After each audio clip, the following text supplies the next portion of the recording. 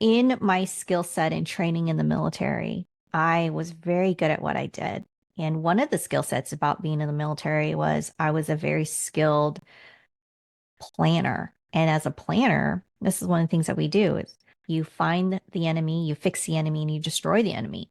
And in my darkness, and part of that enemy is the problem, right? Finding the problem. And in my darkness, I found myself to be the problem.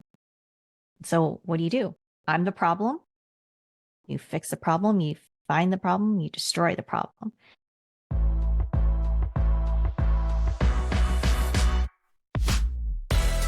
Welcome back again to another episode of the Confident Mompreneur podcast, where we talk to real women from around the globe about real life difficulties and triumphs in momhood, business, relationships, health, and more. I'm your host, Kyrie, ready to give you real actionable advice to help you become the best, most confident version of you in all areas of your life. Let's get into it.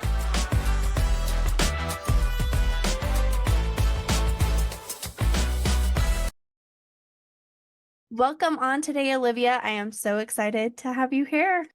Well, thank you so much for the invitation and super excited to be able to, have a conversation with you. Yeah, we were just talking before that I just happened to run across her. I was like, oh my gosh, this woman is amazing. I need her on. And so I just reached out directly to her. So for those who don't know you, do you want to just start us out by introducing yourself a little bit about all the many things that you've done, the many hats you've wore, all of the things?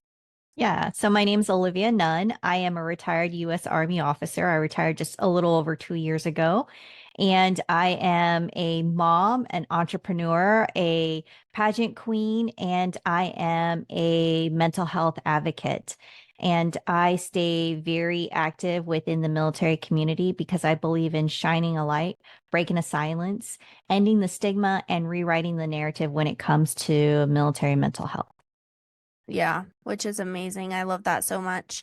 I noticed when I was reading through your information that you help with some for-profit and nonprofits that really, shine light in those areas, and I think that's amazing. So I'm so glad that you do that. And do you want to share a little bit of your story and why that is so important to you? Because I do think it's something that, that light needs to be shined down on a little bit more, especially for women in the military community.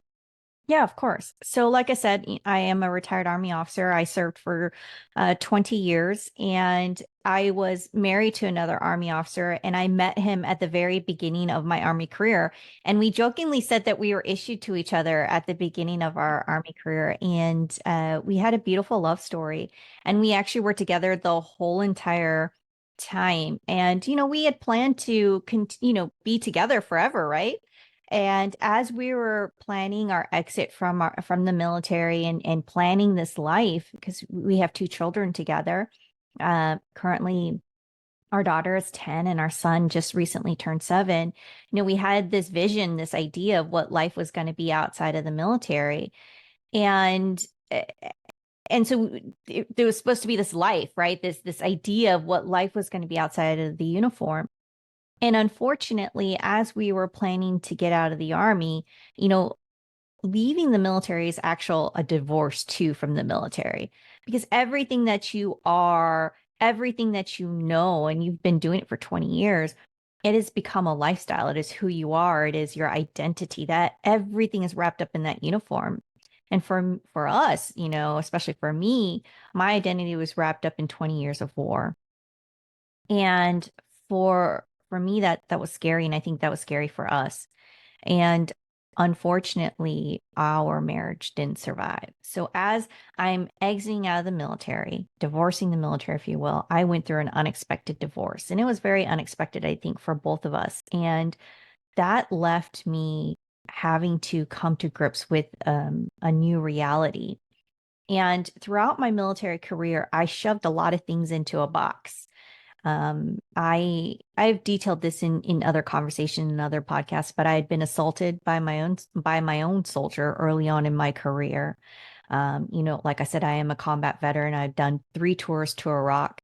And so, you don't come unscathed when you go to a combat zone. So, I have some you know, some trauma from my own deployments.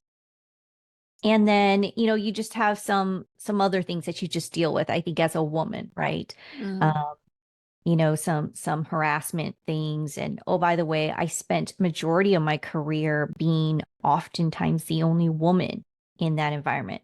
The military is comprised predominantly of men. mm, Women only make up 18%.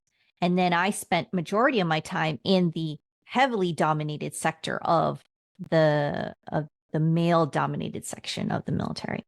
So here I am at the end of my career, and I'm facing this unexpected loss of who I am, my identity of everything that I know of my life. And oh, by the way, my partner of 20 years, who I've built a life with, is now gone, right? Unexpectedly. And that left me completely shattered. And I hit rock bottom, completely rock bottom.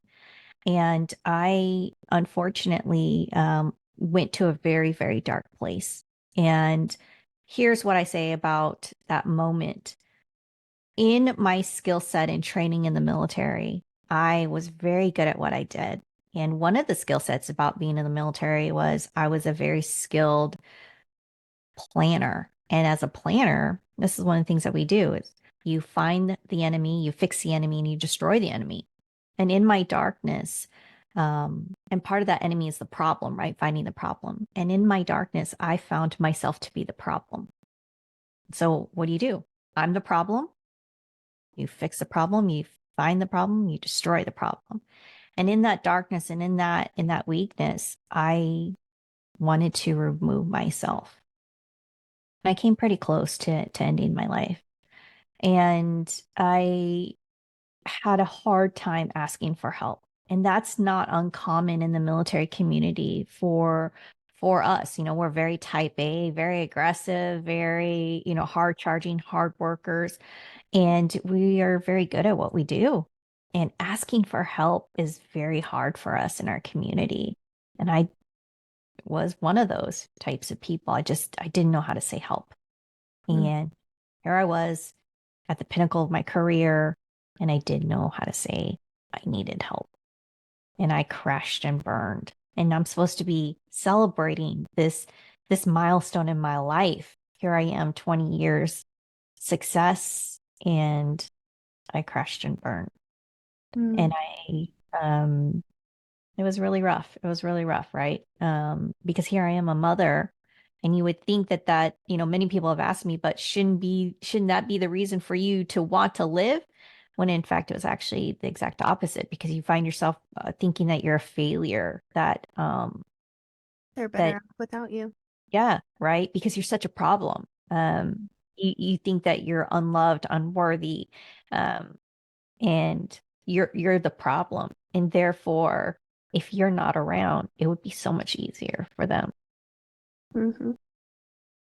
I think that's something that people who haven't been in that position really don't understand is like the all-consuming stories that we're telling ourselves in our head about how everybody else is going to be better off, without us there, that we're the problem, that the only way to solve it is by getting rid of, us. Um, I too have been there. I was, at that point and went into the psych ward a year and a half ago after a sexual assault and a divorce. So I definitely understand, and I think the fact that you speak about it is amazing because there are a lot of people that go to those deep dark places and they don't know how to get themselves out, and they certainly don't know how to speak up about it after they've been there. It's a scary thing to put yourself out there in all of those dark, deep parts of yourself. But I think a lot of the things that you said are you know things that everybody has to deal with, even if you're not in the military. I think as a woman, especially, we tend to like identify ourselves by the roles. that we have in our life, whether that's a mom, the jobs that we hold, whatever. Military is even more encompassing of that because it's literally your entire life for those 20 years. But once you get out of those roles, if you go through a divorce, if you change jobs, if you do all of these things, it can feel incredibly scary and overwhelming all at the same time. Absolutely. There's so many hats that you wear, and being a nurturer, I think such ingrained in our DNA. And I think I just didn't even realize how lost I really was. When you go that dark, you can't see yourself, right? Um, and uh, you know, I haven't really talked about this part because I think a lot of people don't really want to know. I think, they just want to know the bigger part of the story. But when you go um that dark, you get sick, right? Your body is sick. And I mean that from like an illness perspective. I wasn't eating, I wasn't drinking, I wasn't taking care of myself. There are moments of literal blankness. Like I completely cannot tell you what You were day. just moving through with no consciousness of Yeah, it. Yeah. right? I think, obviously I must have somehow taken care of myself, right? If it wasn't for my sister who was living with me at the time, my mom had to come in and take care of me. Like there was a moment of time that my mom literally had to sit me down and like shove food right into my mouth. I'd lost so much weight in 2 weeks. I'd lost like 15 pounds, like drastically. Um, my face had hollowed out, you could see like the orbit of my eyes underneath, right? Because I lost so much weight. Um, I had chunks of hair fall out as if was going through like chemo, right? But I Mm. wasn't. But that's how much hair was coming out. My face looked like I was a teenager again. Like I had acne explode all over my face as if I was like, 13, 14 years old again. I had to get back on meds to control it. Uh, if you looked at my pictures from when I was in the military till now, when I was in the military, I was consistently, overweight. I carried probably an extra 20 to 30 pounds all the time. But when you knew me back then, you wouldn't have thought that I was overweight, that I was chubby, because that's just how I looked all the time. And I carried, I think, that weight well. So no one ever thought that I was chubby. It was just like, oh, you looked fine, Olivia. And I think I think if you saw me that way right now, you would still think the same. But because I think I've lost that weight and I've kept it off and I've been able to do better and taking care of myself, that when you look at me now and you compare my current self to my former self, you're just like, wow, it's so noticeable. That 25, 30 pound difference is so noticeable because, I'm 5'1". So 5 pounds is noticeable when you've got such a short frame. And so everyone is like, I think that was the big thing that they noticed about me was that weight loss is like, oh, this is so great. What is your secret to your weight Hmm. loss? I would never want to wish that on anybody. The way I lost that weight, I would never want to wish that on anybody because it was such a horrific way of losing the weight. And it shocked my body in such a way that it was so negative. Yeah. Um, that it was such a like a shock to my whole entire core system. And it wasn't healthy at all. Yeah. Not one bit. It's crazy the physical manifestations of like stress and anxiety and trauma in our bodies. Like our body holds on to that stuff and it goes through it along with our brains, you know. I definitely saw the same thing when I went through all of my stuff. And I actually ended up going through a cancer scare, which I think definitely was tied to the level of stress and anxiety that I was going through at that time. But of course, from an outsider's perspective, all they see is this weight loss and they're like, wow, you're doing an amazing job. And you're like, no, not really. This is not good weight loss. This is not healthy. I am not in a good place.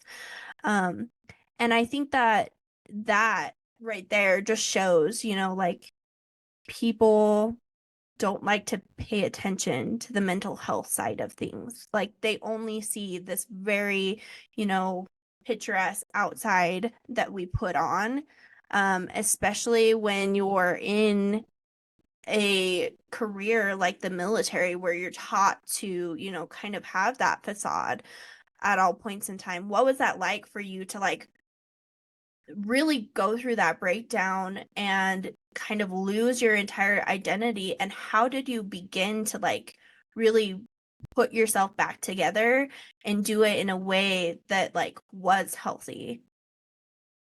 I think because for me, it was at the very tail end of my career and I was leaving. I think I just realized that I needed to do it for me. And I think the epiphany for me was it, it needed to be for me. And I realized that if I put myself out there, as hard as it may be, it's going to potentially resonate with somebody else. And if it does, perhaps it could help them. And if it does, maybe it can help save their life too. Because I really didn't have anybody else that I saw from a social media perspective. What I did have was internally, I had close friends and my family and faith. Faith has been very, something that I was able to lean on that helped me through my trauma. And the other part is, I was able to get help. I was able to use, therapy, and I had a therapist. But the big part was, I had couple friends that made sure that I was doing okay every single day, right? They called, they checked in on me, they picked me up, whether I wanted to or not. They're like, you're getting your butt up. You're going to go eat dinner with me. We're going to go, paint some ornaments, whatever it was to make me feel normal, right? Um, and little by little, every single day, I found a little bit of myself. And the truth is, you never go back to who you once were because that old you can never exist again. You Mhm. end up learning how to become a new you. It's just a matter of who is that new you going to be? Um, and that I think was the journey that I had to go on. And it was hard. It was hard and it was painful. I think the turning point for me, honestly, really was, um, in my lowest part, some of the questions that I was working through was, who is going to love me, right? So a lot of it is the worthiness. Who would Mhm. ever love me? Who would ever want me? Who would want me, a 40-some-year-old woman who's now divorced and has two kids? Like, who, I just kind of felt like this this leftover, right? This leftover piece of crap. Like, who'd want that? And what it was some random person, like I couldn't even tell you who it was, just made just a nice comment, was like, "Oh, you look nice today." And I was just like, and I didn't think I looked nice today. And I was kind of like, what? You know? And I think it just was the message I needed to hear that day. And I was like, well, maybe there is hope. Maybe I'm not like this leftover crap. And I Mhm. think it was just that mindset of maybe there is hope after all. Maybe there is hope for me after all. And I think it was believing in that there is life, maybe not necessarily like life after death per se, but like that believing that there is a life for me, that there could potentially be another life for me, and that I'm not resigned to living in this corner world and not feeling loved anymore. And I Mm. think that was that mental mind shift for me. And I think that's where I started to feel love for myself and love again for just the world. And slowly my confidence started to come back. Mm. I love that so much. Everything you said right there just resonated so deeply. I feel like especially when you've been through like really deep traumas, our brain is wired to like automatically latch on to the negative things, right? And so then we begin to latch on to those stories, like you were saying, especially about our worthiness as women. Like we love to latch on to that story in our head. And it can be really hard to let go of. And sometimes it's just like those small moments or those kind words from a stranger that can, start to unravel those stories for us, and we can start to like rewrite them with our own narratives. Which I mean, I love that. I always try and like give kind words out to everybody because you never know what somebody is going through, and those might just be the words that they need to hear that day. Absolutely. And I think the other part was it, I think you have to go through things. And then I think at the same time, a lot of it is just growth and maturity. And it's also remembering, right? There was just moments of going through that journey and just kind of remembering some of the things that I told myself. One of the things that I told myself when I was a senior officer that I was done being petty and being petty towards other women, right?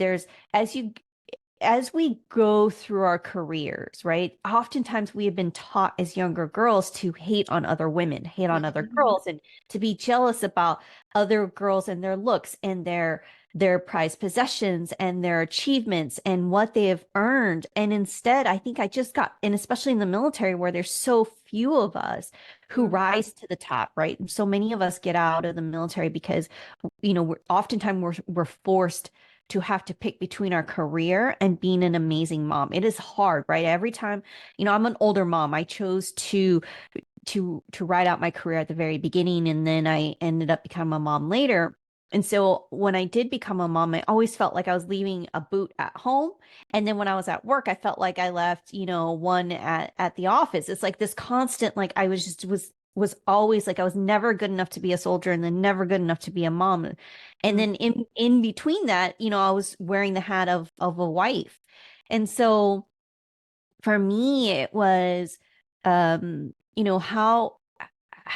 do I, you know, stop with this nonsense of uplifting the other women soldiers that were around me and just say, you know what, you are amazing and you're enough and what you're doing is just incredible. Because one, how many women soldiers are there? There's not a lot, right? Mhm. Less than 1% currently serve in any one of the US Armed Services, right? We make up less than 18% of the services. And so just the fact that you are here says a lot. And I Mhm. think I just finally just got tired of all of the backstabbing, the BS and you can't be enough. And I think just going through my journey on the backside, I think I just had to be reminded of that, of just going back to what you said, just to be kind and just to be uplifting and just to remind each other that we're all queens. And so Mhm. we need to, instead of taking each other's crowns, why not fix each other's crowns? I love that so much. And I think it's so true. Especially in those male dominated fields, it can be easy to feel pitted against each other for like, that one seat at the table that is open for a woman. And so I think it's so much more important to, just make space for each other and, hold each other up. And like you said, like we do so much better as women when we work together. We can succeed so much more. 100%. Well, and so you talked about like the feeling of like, being split between house and career, which I feel like a lot of women go through, as more and more women are in the workforce. That's something that we're all dealing with. But you, since leaving the military, now have your own firm that you run and have gone through your own entrepreneurship journey. What has that been like after the military and now making sure that you're building it in a way that feels sustainable in both your job and your role as a mom? It's I'm not gonna lie, it's hard. I hit 1 year as an entrepreneur next month in February of 24, Well, and congrats. thank you. And it's a lot of late nights. I have to sometimes my kids have to remind me, go, Mom, can you just stop and just, come downstairs and, hang out with us. And I have, there are times I have to do better and remind myself, this is why I'm an entrepreneur, so that I could manage my time and be with them. Mhm. Um, and then there are perks with being your own boss, right? That you can manage your time and be able to take things on the road so that you could be with your kids. And that's what I do love about it. But, it's kind of a feast and famine uh, type cycle, right? Mhm. Earlier last year, I had tons of work, tons of clients. And then towards the end of the year, it was just like, I, I'm not even sure if I'm going to make it. And so, that's just kind of the life I think of as a new business. And I'm sure, those that have kind of gone through that cycle, can attest to that. Mhm. But what I do like is the flexibility. When you're divorced and you're co-parenting, my kids spend 1 week with me and then they go 1 week with their dad. I like that flexibility. I like, if the kids are sick, I can easily go get them. Or my sister and I are really close. I'm the oldest of three girls, and my middle sister actually lives, 2 blocks from me, and her son and my son are 7 weeks apart. So we raise them as like brothers, Mhm. so they don't actually call each other cousins, they call each other brothers. And so, it's not often, if one of them gets sick, it's like, he'll be over here, he spends the night, or, if, things happen, then, I like, it's the flexibility of I could go pick them up or she's picking them up, and all of those things. And, summer breaks or spring breaks. That's what I like about being an entrepreneur. But again, there's a lot of hustle, right? Like a lot of hustle that goes into being an entrepreneur that I think people tell you about that, but I don't think you really understand about that hustle Until until you're you in actually it. until you're in it and you're like, holy crap, there's a lot of hustle. But I wouldn't change it. What I will say though is you know, what I appreciate about being where I am now is that I can, you know, change things around to be able to spend the time that I want or need with my kids. And I think that has been a blessing because I went through this unexpected divorce. And, it was rocky for my kids for a while. They had to go to counseling to be able to decipher through their feelings. And, I spent a lot of time talking to them and making sure that they understood that, it had nothing to do with them. It wasn't their fault, that their parents loved them. And this, was, unfortunately between mom and dad, and we just couldn't work through it. And but regardless of what was going on with mom and dad, at the bottom of it, we both still loved them so much, and making sure that they always understood that.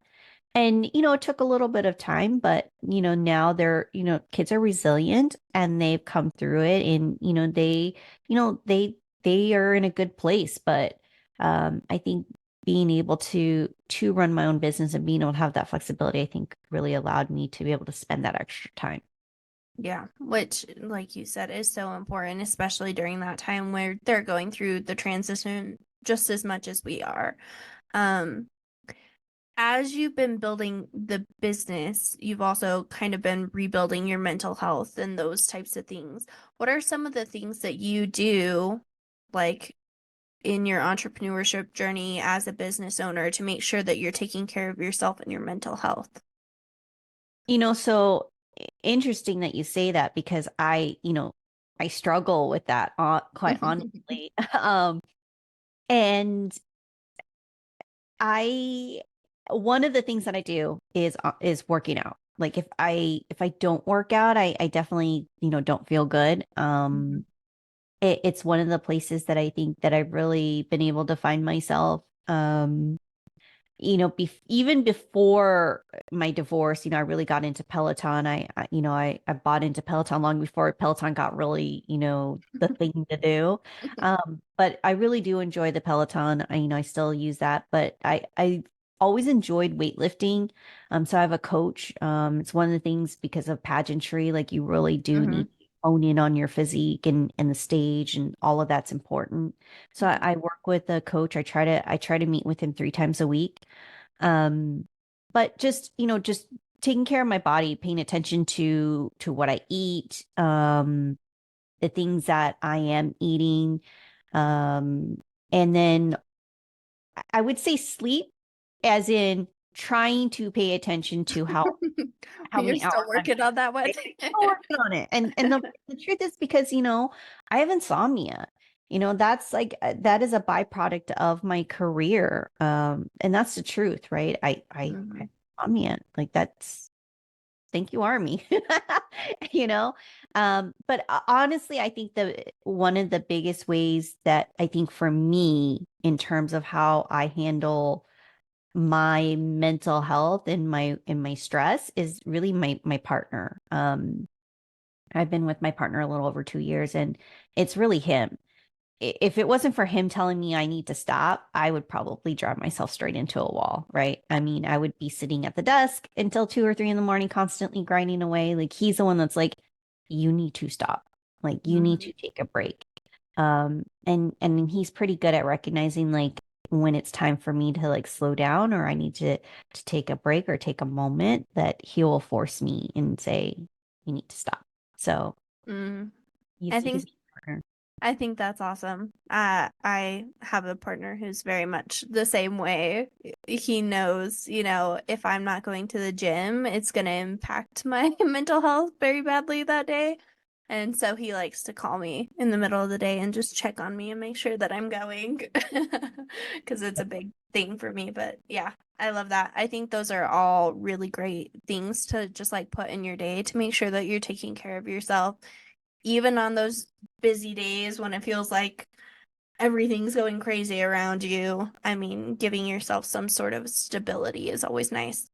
So, what I love that you talked about this a little bit earlier about taking some of the things that we've learned from the past and bringing them into our present, into the new version of us. Because, like you said, we never go back to that old version of us, but building this new version, we can still take some of those lessons and like things that we had before into it. As you've built your new business, what do you think are some of the best things that you've taken from your past career in the military to now use in your business? Oh, I think, majority, I think everything that I've learned in the military has come forward into, my business as a whole, right? The Army, I think my personality in terms of being aggressive, being very detail oriented, being a bit of a perfectionist, I think that's innately Olivia. And I think the Army just honed in on that, right? Just allowed me to hone in on that parts of my personality. And I was able to do really well in the military because of those parts of my personality. And I've been able to take that and those skills that I've been able to do really well and then bring that full circle into my company. And what that means is that my clients benefit from that, right? They benefit by me always delivering quality products. It means that I'm going to bring the best foot forward. It means that um, I am never going to deliver something that I'm not going to be happy if it was something that was doing for me, right? Because my company is Olivia Nunn Communications. Like that's literally my name, right? So I want them to succeed. I want their company to succeed because then I'm succeeding. I want them to be happy, so therefore I'm going to be happy for them. And it's also what I've learned. It's about relationships, right? The Army talks about it isn't the beans and the bullets in the Army, it's the people. It's always been about the people. That's what matters in the military. It's always been about the honor that you've been given by leading the people that were entrusted to you. Mm. And for me, I've brought that same concept to my clients. It's the honor that I get to work with you in your company. And so therefore, I'm going to take really good care of whatever it is that you asked me to do for your company. And I take my work seriously. And I think I take a lot of things in my life seriously. It's why I think sometimes jokes kind of go over on me that I'm sometimes like, I think I totally missed that punchline because I think everything in life is so serious. And I think it's one of the reasons why I think I took leadership so seriously in the military, because when it was told to me, like, you will succeed because the success and failure of the individuals entrusted to you is because it's been entrusted to you, right? If they're going to make it home, it's because you work together as a team, right? Mhm. Their livelihoods, that's all on you. Very Like, high to stakes me, to have like as a leader. that's a huge responsibility. And I think I took that to heart from day one when I came in. And so, and I think it's also being a woman, I think that nurturing side came in. So to me, everything was like, they're my kids. They're my people. Even if they were older than me, it was like this is my family. And they are entrusted to me. Mm. So I want to be the best every single day. Mhm. I love that so much. And yeah, that's such an important responsibility to have when you're, especially in life and death situations with these people. You have to know that you did the best possible job in training them and having a team environment put together and all of those things. I love that you talk about like the female qualities of like nurturing and how that, really aided in those roles. And you guys can't see her right now, but she's wearing this gorgeous pink sweater and it just looks great on her. But I feel like there's this stigma, I guess you could say, of women in the military becoming more, quote unquote, manly or masculine or whatever. I feel like you are very feminine. You do pageants, are wearing pink, you're doing all of these things, you're talking about these feminine qualities. Do you feel like you were able to tune into those feminine qualities and did they help you become a better leader? Or did you feel like you were kind of pressured to lean into your masculine more in those roles? Honestly, I spent a lot of time in my masculine energy when I was in the army. A lot. It doesn't mean that I wasn't aware of my feminine energy. I think I try to sneak in a lot of my feminine energy when I could. I'm not gonna lie, and I'm sure if there was some, sergeant major that would find this podcast and listen to it, he'd be like, "Oh, I knew it," right? And what do I mean by that? Like I would wear like pink pieces into my uniform, like I'd wear like a pink watch band, right? Which was totally against regulation. Or I would try to do like those types of things that we weren't supposed to, but because I was like, that officer, right? They're like, yeah, that's right. He was like that officer. I would try to find some way where I could hold on to some part of being a woman. Mhm. Um, one of the things that was prized possession for me was my hair. Mm. Is my hair was my signature, right? I've always had this long, I mean, really long, full hair. And Your that hair was is my thing. beautiful. Oh, thank you. And that was my thing. Like it was like that one last thing I could hold on to that for me made me feel like a woman. Because for the most part, our makeup was supposed to be very, very minimal. And I actually had to learn how to wear makeup as I was transitioning out of the military. Like I actually had to hire a makeup artist and have her teach me how to put on eyeshadow because I didn't know how to do it. I only wore eyeliner and mascara Hmm. and that's it. And I wore chapstick because that's all I knew, right? So I had to take a makeup class and learn how to do everything else because I was completely clueless. Um, my idea of doing hair, like I didn't even know how to curl my hair. My idea of hair was like stick it into a ponytail. I knew how to do this intricate bun, like put a sock bun, make it round, and I would braid it. Like everybody wanted to know how to do my bun, right? Because it was this really, amazing bun. But that was it. Like I didn't do anything else because I believed in this, very professional, sleek look of being this amazing soldier, right? Hmm. And so, and because I worked in this male dominated environment, I did um exude this persona of you're not going to mess with me. I walked with this aura of Do not mess with me. There is this line. I am whatever whether I was lieutenant, captain, major, or lieutenant colonel, none. And you will not mess with me. Do not come at me incorrectly.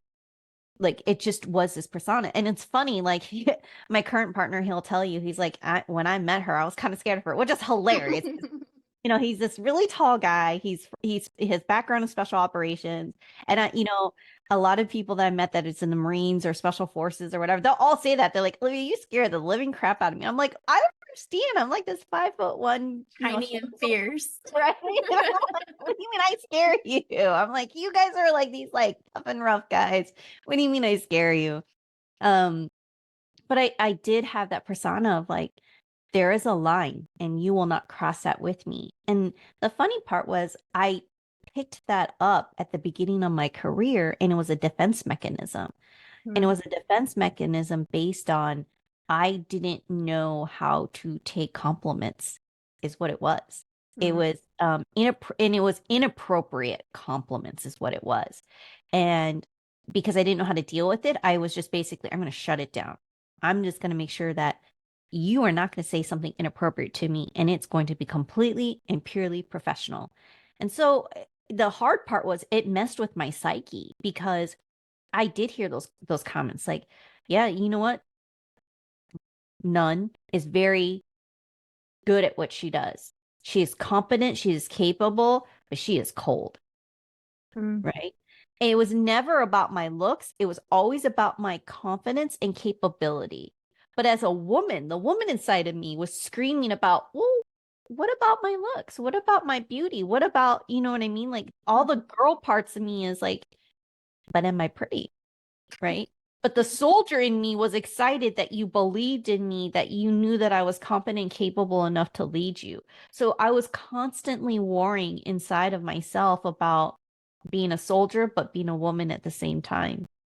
And so I think transitioning out of the military, for me, it was the nice thing of being able to shed all of that harshness of, being able to drop that masculine energy and really go find my feminine energy again and really hone in. And I think that's where the pageantry side allowed me to go find myself and find the woman part of me and being able to really drop that piece and just, be a woman and feel that confidence and grace and no longer worry about that hard energy that I spent so much time in. Yeah.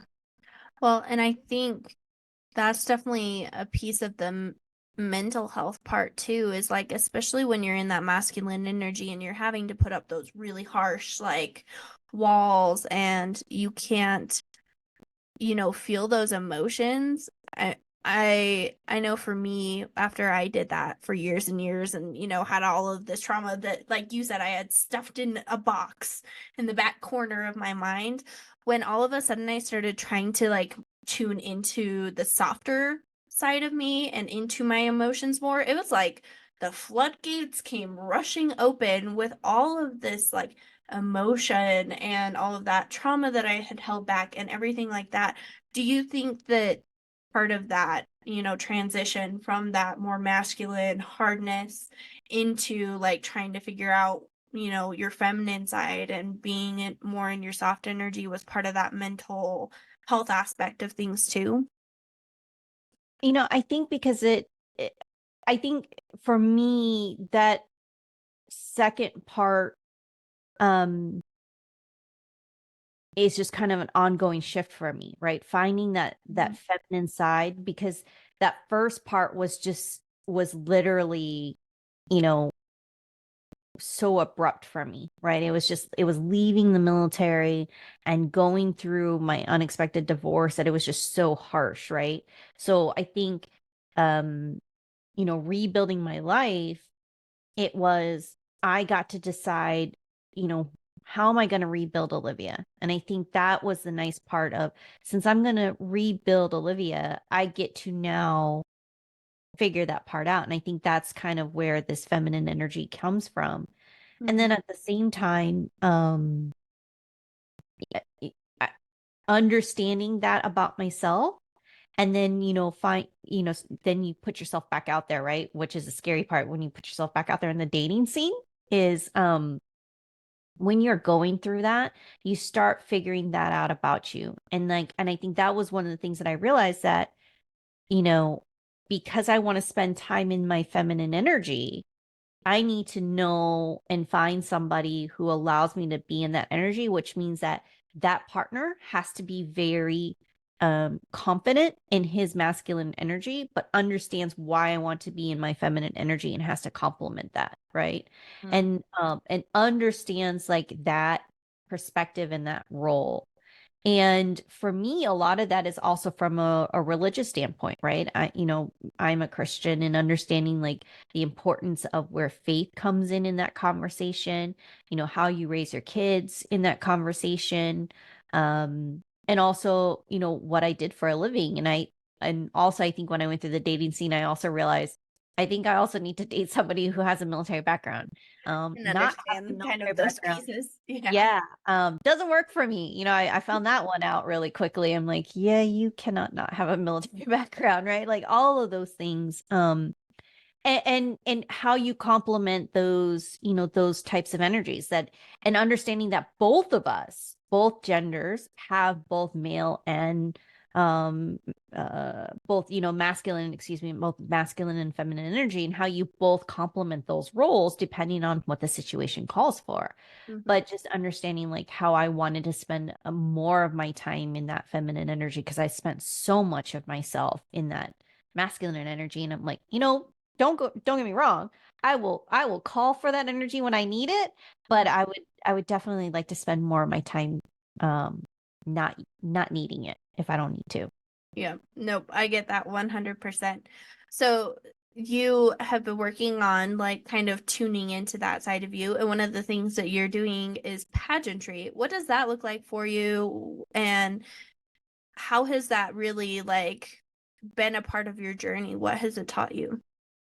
So going into pageantry was all by accident, honestly. A friend of mine, she's an army reservist. She contacted me. She said, "Hey, I'm a director for a local pageant, and I think you should totally be in it." I was like, "Nope."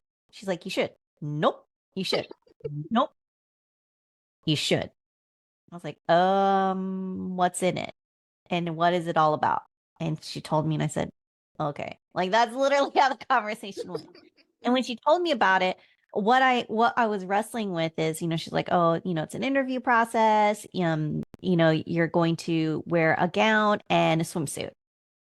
And I was like, "Okay, I can do interview. I'm a public affairs officer, public relations. I can do that. I can do interviews all day long." And I was like, "Gowns, I love dressing up. Cool, I'm there." And then she said swimsuit. I was like, "Mm, I don't know about that one." And then she's like, "Olivia, you could totally do it." And I was like, "Well, I mean, I did lose a lot of weight. I do feel a little bit better and more confident about myself than I have ever before. But I don't have like no model body shape. Like, no." And she's like, and then I thought about it. I was like, what could possibly be worse than that? Right? Is what I was thinking. I was like, I have survived 3 deployments where I've almost I literally tried to kill myself and I'm still here and I've gone through a divorce. So what really? That What bad. word? Yeah, I mean, like, I can't show up I on can't stage in a swimsuit after all of that. Like, exactly. it's a That's lot less exactly scary. what I was thinking. So I was like, yeah, why not? Right. So I said, okay, fine, I'll do it. And in all honesty, because I had done one pageant when I was a child, when I was like 13. So I was like, okay, fine. I'll just do it just to check the block, just to say, you know what? This is a journey about me, because I've just retired. It's a journey about me and trying to find myself and maybe, and pageantry is supposed to help, be feminine, more girly, and maybe this is it. So sure, why not? And it literally it was supposed to I'm just going to do this one thing. Just do it one time. I'll be good and check the block. And I ended up really liking it. I mean, I didn't win that particular pageant, but I did well and I got hooked and I realized that what I enjoyed through the process was one, I didn't understand that environment. It was new to me, which meant for me, when I don't understand something, I kind of stayed back a little bit, and I do a lot of assessing and tuning in, Analyzing. Yeah. analyzing, and I'm learning. And as I'm like getting more confident and understanding, then I start digging in and I start getting into attack mode. So I'm like, okay, let me understand this some more. And what I recognized and what I understood about the pageantry is that it really allowed me to feel better about myself and made me feel more confident about coming across that stage. And what I think really made me get really excited about pageantry was the two following things. One was the ability to talk about my platform, because pageantry is tied to your platform and it could be about anything. For me, my platform has always been about military mental health. And every time I would wear my sash or my tiara everywhere I went, people would be like, "What is that? Why are you doing it? And for what reason?" And so while you would come up to me because you were enamored with whatever the thing I was wearing, I would talk to you about military mental health. Mm-hmm. And I recognized that this shiny thing that was on my head allowed me to talk to you about what I was passionate about. And then the second part that I was excited about was the number of messages that I got from women, from my community, from my military community, how excited that they were to see me do pageantry, how they never saw themselves that they could believe that they could do it. But I had opened their eyes that they could do it themselves, Mm-hmm. or that maybe they won't do it themselves, but they were excited that I was breaking down the stigma or the barrier or the concept that women couldn't do it at our age, Mm-hmm. being in our 40s, being in our 40s, married or not married or divorced or had kids or just kind of like we're not that young teenager 20 early 20-year-old body, this perfect body that hasn't been touched by with a child, like that perfect like cover of Sports Illustrated, and you're doing it right. And I'm like, oh, okay. And I think it was those two reasons that got me really fired up about it, that I was changing the narrative on for them that it was possible. And so I just kind of kept at it. And through that process, I really have grown in my confidence on the stage and really the confidence in how I look at myself in terms of my body. Like like I said, I have a personal trainer, and he's just really helped me open my eyes about how I see my body. Because I'd always, that's that negative self-talk, right? I would always tell myself, like, nope, I can never have a six pack. I can never have abs. I can never have a butt, because I always told myself, like, I'm Asian. We just don't have butts. We don't have abs. Like, it's just never going to happen, right? Mm-hmm. And I had said that to him because he told me, he's like, yeah, yeah, you're gonna have a butt. I'm like, uh-huh. No, Craig, it's never gonna happen. I'm Asian. I don't have a butt. Like my butt is completely flat. It's always been like that. That's my genetics. And he's like, that sounds like a challenge. And you're on.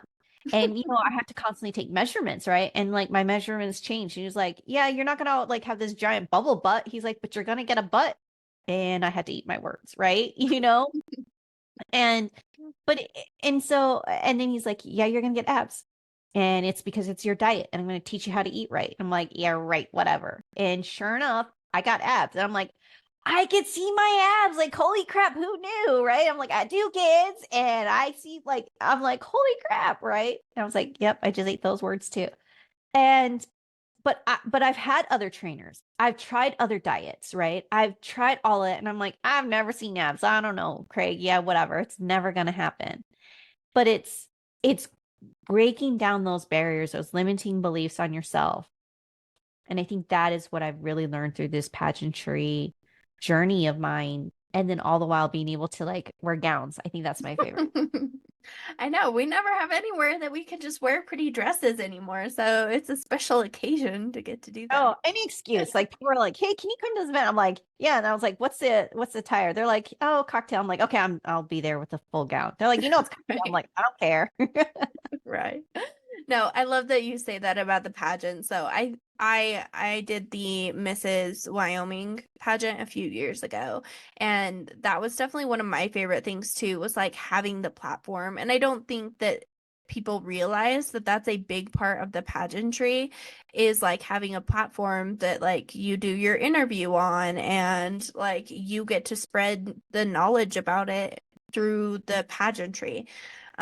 So I love that you talk about that, and I love your platform because obviously it is very important to you and means a lot personally and in the community that, you're a part of. So for the women that are out there that are kind of in one of those big transition periods of life where they're going through that and they're trying to find their identity, they're trying to build that confidence, what tips, tricks, tools, anything like that do you have for them?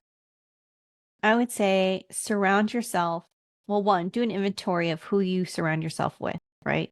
And this is hard because you think that you need to hold on to everybody in your life, but do an inventory of those that are in your circle and release the ones that you need to release and keep the ones that you need to keep. Um, and the ones that you need to keep are the ones that are uplifting you, that are there. And what do I mean by that? This is hard, and this is why I say it's hard. The ones that are going to be there for you, that if you were like stuck in the middle of nowhere, like literally, so, and I'm being literal right now. If you were stuck in the middle of nowhere and you were able to make that one phone call out and you called this person, that they would stop what they were doing and they would come save you.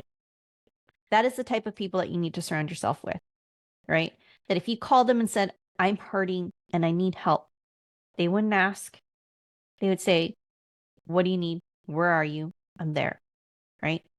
And the truth is, your circle shouldn't be large, right? You should have a small circle. And then your circle expands, right? You got your close circle, then you got your, you know, so that's your tight knit, then you got your friends, then you got your acquaintances, right? As you move out. So you should have your close knit circle of friends that are there to uplift you, to help define you, to help grow you, to help nurture you. And those are the people that are going to be there for you. And then the other part is, you know, really sit down and do the inventory of what makes you happy. What makes you happy and what gives you purpose, and chase that. Chase that with such full abandonment and do not give up, right? Because I think what we don't know is that every day is a blessing. You don't know when the end is going to happen. And don't wake up the next day asking yourself or wondering, should I, could have, would have, right? So find your purpose, find your passion, and chase it. I love that. I think those are huge tips. They're so good and so true. Um, well, this has been an amazing conversation, and I'm so grateful to have gotten to meet you and hear your story. Share with us all the places that we can find you, the ways that we can support, anything that you have going on with your business, all of the things. Yeah, no, thank you. So I am on Instagram. I am the Olivia Nunn. I'm also on TikTok as the same. I am also on LinkedIn, Olivia Nunn, if you find me on LinkedIn, and on Facebook as well. And if you are a company or an individual that needs teaching or training on branding, on social media or communication strategy, I am available. I'm also a motivational speaker. And if you also have a podcast that you would like for me to come and chat with you, I can do that as well. But I totally enjoyed my time. I could spend all day talking about this stuff because I love this stuff, especially when it comes to mental health for the military community. Um, that is my passion. I will talk about it every single day because I'm all about bringing resources to the military community. Well, I love that. And it's so, so important. Thank you for being vulnerable and sharing your story. I know that's hard and it's scary. So thank you for doing it and for shedding light on that subject for us today. I appreciate you. Thank you so much. Hey guys, thanks for coming to this week's episode of The Confident Mompreneur. If you loved today's episode, let us know, share to your stories and tag us, send to your friends, give us a rating, all of the things, and make sure to check out our guests and follow them on all of the links that we listed above. If you're looking for me, you can always find me at The Confident Mompreneur, and you can also check it out www.theconfidentpost.com for a blog relating to today's episode. I am so happy you're here, and I hope to see you again next week.